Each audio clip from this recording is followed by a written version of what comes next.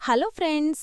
ఈరోజు బ్రహ్మముడి సీరియల్లో ఏం జరిగిందో తెలుసుకుందాం. దానికన్నా ముందు నిన్నటి ఎపిసోడ్లో ఏం జరిగిందో ఒకసారి గుర్తు చేసుకుందాం. అన్నే నీతో పర్సనల్గా మాట్లాడాలని రాజ్ని తీసుకొని కళ్యాణ్ బయటికి వెళ్లబోతుండగా కావ్య అడ్డుకొని ఇంత అర్ధరాత్రి ఎక్కడికి వెళ్తున్నారని అడుగుతుంది. కళ్యాణ్ ఏదో మాట్లాడాలని అంటున్నాడని, అందుకే బయటికి వెళ్తున్నామని చెబుతాడు రాజ్. అదేదో ఇక్కడే మాట్లాడుకోవచ్చు కదా అని కావ్య చెప్పగా చాలా ఇంపార్టెంట్ అని కళ్యాణ్ అంటాడు. అన్నదమ్ములిద్దరూ కలిసి కారులో వెళ్తూ ఓ చోట ఆగుతారు.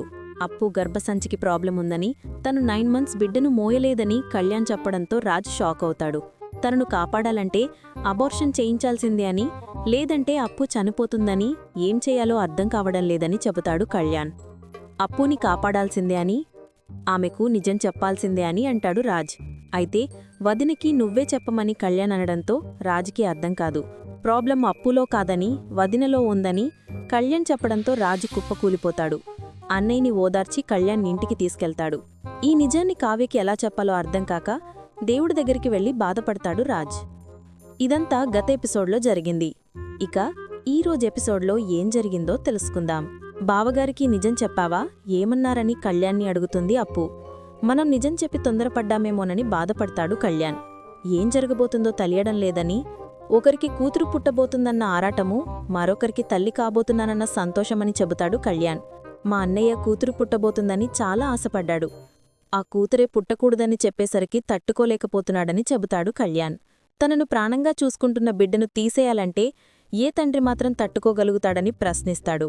కాని వదినని కాని, తన కడుపులోని బిడ్డను కాని వదులుకోవటానికి అన్నయ్య ఇష్టపడటం లేదని చెబుతాడు కళ్యాణ్. ఆ బిడ్డ వల్ల అక్క ప్రాణానికే ప్రమాదమని చెప్పలేదా అని అప్పు నిలదీస్తుంది. డాక్టర్ని కలిసి ఏ చిన్న అవకాశమున్నా వదిలేయొద్దు అని అంటున్నాడని చెబుతాడు కళ్యాణ్. ఇలా ఆలస్యం చేస్తే రిస్క్ పెరుగుతుందని, అక్కకి ఎప్పుడు చెప్పాలి, తను ఎప్పుడు ఒప్పుకోవాలని అడుగుతుంది అప్పు. ఒకవేళ మన అదృష్టం బాగుండి వదినా బిడ్డ ఇద్దరూ దక్కే ఛాన్సుంటే మనకంతకంటే ఏం కావాలి చెప్పు అని అంటాడు కళ్యాణ్. హాయిగా నిద్రపోతున్న కావ్యని చూస్తూ రాజ్ బాధపడతాడు. తల్లి ప్రేమను, బాధను ఎప్పటికీ అర్థం చేసుకోలేమని, కాని నువ్వు చూపించిన ప్రేమకి, నామీద పెట్టుకున్న నమ్మకానికి నేను సమాధానం చెప్పాలి అని అంటాడు రాజ్. డాక్టర్లు చెప్పినా, ఆ దేవుడే చెప్పినా, నిన్ను, నీ కడుపులో బిడ్డను నేను కాపాడుతాను అని చెబుతాడు రాజ్. ఈ దారిలో నేను ఒంటరిగానే పోరాడాలి. ఒకవైపు భయంగా ఉన్నా, మరోవైపు నీ ప్రేమే నాకు ధైర్యాన్నిస్తుందని, ఆయన చివరి క్షణం వరకు పోరాడుతాను అని అంటాడు రాజ్. ఆ విధిరాతను ఎదిరించే ప్రయత్నంలో నా ప్రాణం పోతున్నా సరే, నా బిడ్డను నీ చేతుల్లో పెట్టైనా సరే శ్వాసను వదులుతాను అని అంటాడు. నీకు, నా బిడ్డకు ఏ ప్రమాదం రానివ్వను అని మాటిస్తాడు రాజ్. రాజ్ అక్కడ నుంచి లేచి వెళ్తుండగా కావ్య తన చేతిని పట్టుకొని, ఎక్కడికి వెళ్ళిపోతున్నారు, నాతో ఉండండి అని నిద్రలో కలవరిస్తుంది. ఎప్పుడూ ఏదో ఒక గొడవ వల్ల నాకు దూరంగా వెళ్ళిపోతూనే ఉన్నారు. ఇక నుంచి అలా వెళ్ళిపోవద్దని, మన బిడ్డ పుట్టే వరకు నా దగ్గరే ఉండండి అని చెబుతుంది కావ్య. ఎప్పుడు నీతోనే, నీ పక్కనే ఉంటాను అని మాటిస్తాడు రాజ్. ఉదయాన్నే రాహుల్, రుద్రాని నిద్రలేచి కాఫీ తీసుకురమ్మని చెబుతారు. ఇంతలో అందరూ నిద్రలేచి కిందకు వస్తారు. కొత్తింట్లో నిద్రపట్టిందా స్వరాజ్ని అపర్ణానిగగా, ఎందుకు పట్టదు, ఇది కూడా నా ఇల్లేనా అని చెబుతాడు. ఇంతలో రేవతి భర్త జగదీష్ రావడంతో అంతా షాక్ అవుతారు. ఇంటిలోకి రాకుండా జగదీష్ గుమ్మం దగ్గరే ఆలోచిస్తుండగా, ఇంటి వరకు వచ్చి అక్కడ ఆగిపోయావేంటి, లోపలికిరా అని ఇంద్ర ప్రశ్నిస్తుంది. ఎలా వస్తాడు, అప్పుడిదే ఇంటికి డ్రైవర్గా పనిచేశాడు కదా, ఇప్పుడు అల్లుడి హోదాల్లో ఇంటికి రావటం ఇబ్బందిగానే ఉంటుందని సూటిపోటి మాటలు అంటుంది రుద్రాణి. మనింటి బిడ్డను దొంగతనంగా పెళ్లి చేసుకున్నాడు కదా, మళ్ళీ ఎవరూ ఏమంటారో అని భయపడుతున్నాడు అని చెబుతుంది. అంతలా ఆలోచించాల్సి అవసరం లేదని, నార్మల్గా అయితే ఇంట్లో అడుగుపెట్టే అర్హత నీకు లేదు, కాని మా అమ్మాయిని పెళ్లి చేసుకున్నావు కాబట్టి సిగ్గు లేకుండా లోపలికి రావచ్చు అని అంటుంది రుద్రాణి. ఆయన రేవతి గారిని పెళ్లి చేసుకుని ఈ ఇంటికి అల్లుడి హోదా తెచ్చుకున్నాడు. కాని ఇక్కడ చాలామంది అసలు ఏ అర్హత లేకుండానే ఈ ఇంటి మనిషినని చెప్పుకొని తిరుగుతున్నారు అని చెబుతుంది స్వప్న. ఇంటికి వచ్చిన మనిషితో ఎలా మాట్లాడాలో, ఎలా ప్రవర్తించాలో తెలియదు, నువ్వు అర్హతల గురించి మాట్లాడుతున్నావా అని ఫైర్ అవుతుంది ఇందిర. ఆ రోజు మీరిద్దరై రేవతి జగదీష్లను ఇంట్లోంచి వెళ్లిపోమ్మని చెప్పారు, అందుకే ఆ అబ్బాయి గుమ్మం దగ్గరే ఆగిపోయాడని చెబుతుంది ఇందిర. ఇప్పుడు మీరిద్దరూ పిలిస్తేనే కాని లోపలికి రాడు అని అంటుంది. దాంతో అపర్ణ, సుభాష్లు గుమ్మం దగ్గరికి వెళ్లి జరిగినదంతా ఓ పీడకలగా భావించి లోపలికి రమ్మని అంటుంది అపర్ణ. మీ వల్ల ఇప్పటికే చాలా ఇబ్బందులు పడ్డారని చెబుతాడు సుభాష్.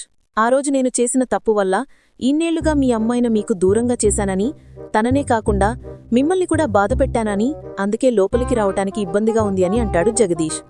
ఒకప్పుడు నేనే మిమ్మల్ని ఇంట్లోంచి బయటికి గెంటేశాను అని సుభాష్ చెప్పడంతో అందరూ సంతోషిస్తారు. జగదీష్ అన్నయ్య కూడా వచ్చేశాడు కాబట్టి ఇక అందరం కలిసిపోయినట్లే అంటుంది కావ్య. మీ అన్నయ్య వచ్చింది ఇక్కడ ఉండటానికి కాదు, నన్ను తీసుకెళ్లడానికి అంటుంది రేవతి. ఇక నుంచి మీరంతా ఇక్కడే ఉండాలని మీ అమ్మ చెప్పింది కదా అంటుంది ఇందిర. నువ్వింకా జరిగిందని మర్చిపోయావా? ఎందుకు వెళ్ళిపోవాలని అనుకుంటున్నావ్ అని ప్రశ్నిస్తుంది అపర్ణ. ఆడపిల్ల అత్తారింటిలో ఉండటమే తనకి గౌరవమని చెబుతుంది రేవతి. సెలవులకి పండగలకి వస్తూనే పోతామని అంటుంది రేవతి. ఇప్పుడైనా అందరం కలిసే ఉందామని చెబుతాడు సుభాష్. నువ్విక్కడ ఉంటే ఆడపడుచుతో రోజు గొడవలు పడొచ్చని అనుకున్నాను, కానీ నువ్వు వెళ్ళిపోతున్నావని సెటర్లు వేస్తుంది కావ్య. మా అమ్మ రాకపోయినా నేను లాక్కొస్తాను అని చెబుతాడు స్వరాజ్. వెళ్తూ వెళ్తూ కావ్య స్వరాజులకు థ్యాంక్స్ చెబుతుంది రేవతి. అందరూ వెళ్లిపోయిన తర్వాత రుద్రాణి మీద కోపడతాడు రాహుల్. ఈ దుగ్గిరాల కుటుంబానికి నేనే వారసుడని అని చెప్పావు, అవన్నీ నువ్వే చెప్పి నువ్వే ఆశలు కల్పించి నన్ను ఆకాశంలో కూర్చోపెట్టావని రగిలిపోతాడు.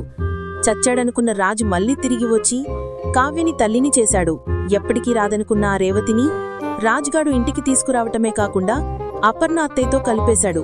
ఇలా వెళ్లిపోయిన వాళ్లంతా తిరిగి వస్తే వాళ్ల వాటాలు వాళ్లు తీసుకుంటే మనకేం మిగులుతుంది అని నిలదీస్తాడు రాహుల్. నీ మీదున్న నమ్మకం పోయింది, ఇక ఇంట్లో ఎవరు నిన్ను నమ్మరు అని నాకు క్లారిటీ వచ్చేసింది అని అంటాడు. నేను మంచివాడినిగా నటించి ముందు అందరిచేత మార్కులు కొట్టేసి తర్వాత ఆస్తులు కొట్టేస్తాను అని చెబుతాడు రాహుల్. సడన్గా నమ్మితే నీ పెళ్లమే నమ్మదు, ఇక ఇంట్లో వాళ్ళు నమ్ముతారా అని రుద్రాని ప్రశ్నిస్తుంది. ఇంతటితో ఎపిసోడ్ ముగిస్తుంది. మా వీడియోస్ గనుక మీకు నచ్చినట్లయితే లైక్ చేయండి, షేర్ చేయండి, అదేవిధంగా సబ్స్క్రైబ్ కూడా చేసుకోండి.